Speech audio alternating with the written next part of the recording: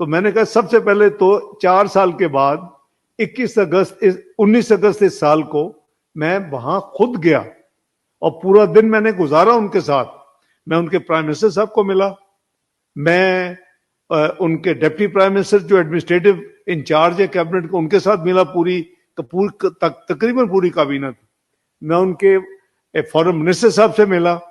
ہم نے ہر چیز انڈر دی سن, وہ چاہے ٹریڈ ہو, اکانومی ہو, ریفیوجیز ہوں, پالیٹکس ہو, جو کچھ بھی وہ انہوں نے کہا کہ ان سبجیکٹ پہ ہم نے بات کرنی ہے, میں نے ان تمام سبجیکٹ سے ان پہ کھلے دل سے بات کی, اور جو فیصلے کیے کہ ہم آپ کے لیے کیا کر سکتے ہیں, وہ وہاں سے اس کو ان کے سرزمین سے متقی صاحب کو ساتھ کھڑا کر کے پریس کو اور قوم کو, افغانی قوم کو بھی, لوگوں کو بھی, اور پاکستانی قوم کو بھی, وہ فیصلے بتائے کہ آج جو میں آیا ہوں, آج جو میں نے ان سے میٹنگز کی ہیں, آج جو میں نے ان سے وعدے وعید کیے, وہ یہ وعدے وعید ہیں. اس میں کوئی ایسا وعدہ نہیں ہے جو پورا نہ کیا گیا. تمام وعدے پورے ہوئے. اور پاکستان نے کیا کہا, پاکستان کے بہاف پہ میں نے صرف ایک بات, آپ اپنے ملک اور سرزمین کو پاکستان کے خلاف دہشت گردی کے لیے استعمال مت ہونے دیں. آپ اس کا کلا کواں کریں. آپ ٹی ٹی پی کو یا تو کہیں دنیا سے دور لے جائیں اپنے کسی اور کنارے پہ, یا ان کو ہمارے حوالے کر دیں. تو ہماری ایک ہی آس تھی. آپ نے دیکھا کہ 3 سال سے جو ہم محنت کر رہے تھے کہ پاکستان کو سینٹرل ایشین سٹیٹس اور یورپ اور رشیا کے ساتھ کنیکٹ کر دیں, ریلوے کے ذریعے کارگو, اتنا آپ کا ایکسپورٹ بڑھ جائے گی, سستا کارگو ٹرانسپورٹ ہو جائے گا, فریٹ میں کمی آئے گی, لوگ اس میں ٹریول کر سکیں گے. تو اس کے لیے ہم کیا چاہتے تھے, ازبکستان پاکستان دونوں طرف ریلوے ہے, افغانستان کو کنیکٹ کر دیا جائے. 627 کلومیٹر کی ریلوے لائن ازبکستان سے پشاور پایا خرلاچی. لیکن اس میں لیت و لال ہو رہی تھی. اور جو 19 اپریل کی وزٹ کا فائدہ یہ ہوا کہ جب انہوں نے دیکھا کہ ان کی تو واقعی نیت بڑی اچھی ہے اور انہوں نے جو کچھ کیا کہا وہ کیا, تو پھر وہ مانے کہ جی ہم آپ دونوں ملکوں کے ساتھ مل کے فیزیبلٹی سائن کرتے ہیں, فریم ورک فیزیبلٹی کے لیے, ریلوے کی کنیکٹیوٹی کے لیے, جس کے لیے میں جولائی میں گیا, اگر آپ کو یاد ہو, اسی سال.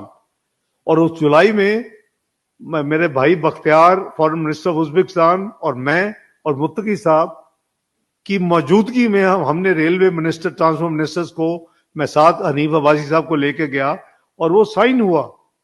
یعنی اس کنیکٹیوٹی کو جب ہو جائے گی تو ورچولی یہ تمام ریجن جو ہے نہ صرف سینٹرل ایشین سے کنیکٹڈ ہوگا بلکہ رشیا, یورپ, تمام جگہ سے یہ کنیکٹڈ ہو جائے گا. تو یہ گڈ ول تھی. ان کے وزیر اعظم صاحب نے خود کہا کہ آپ وہ شخص ہیں جو پاکستان سے آئے اور جو وعدے کیے جا کے پورے کیے 8 ہفتوں کے اندر, تو ہم آپ سے بزنس کر سکتے ہیں.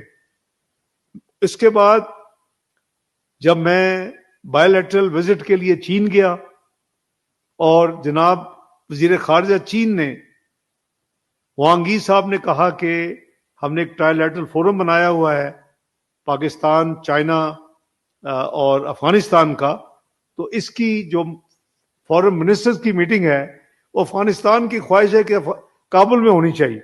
میں نے کہا ہمیں کوئی اعتراض نہیں, ہم نے تو ابھی ریلوے فریم ورک ایگریمنٹ وہاں سائن کیا. تو ہم دونوں وہاں گئے ایک ہی دن. مجھے یاد ہے کہ میں میٹنگ اٹینڈ کر کے صبح 9 بجے لینڈ کیا پاکستان میں اور 11 بجے میں کابل کے لیے روانہ ہو گیا. تو اس کا الحمدللہ وہ ایک بہت اچھا, ایک بہت پازیٹو جو جا رہا تھا. لیکن دوسری طرف جو ایک ہی ہماری ریکویسٹ ہے اور ایک ہی آسک ہے, اس پہ ہمیں کوئی بہتری کی بجائے اس میں ڈکلائن نظر آ رہا ہے.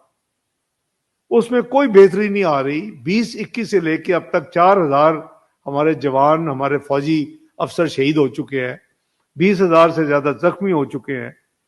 تو یہ تو سسٹینیبل نہیں ہے کہ ہم اچھی چیزیں کرتے جائیں اور دوسری طرف سے انہوں نے یہ مجھے ضرور کہا جب متقی صاحب نے مجھ سے بات کی کہ آپ یا آپ کا کوئی ڈیلیگیشن آ کے دیکھے، ہم نے کئی سو لوگوں کو جیل کیا ہوا ہے ٹی ٹی پی کے، کئی سو لوگ ان کے جو بیٹر تھے ان کو جیل کیا ہوا ہے، but this is not enough. آپ اگر ہمارے ملک میں یہ ٹیررسٹ ایکٹیویٹیز جو کہ 2017-18 کے بعد 2021 سے دوبارہ شروع ہوئی ہیں اور بڑھتی جا رہی ہیں، وہ ہمارے لیے سسٹینیبل نہیں ہے. نو گو ایریا.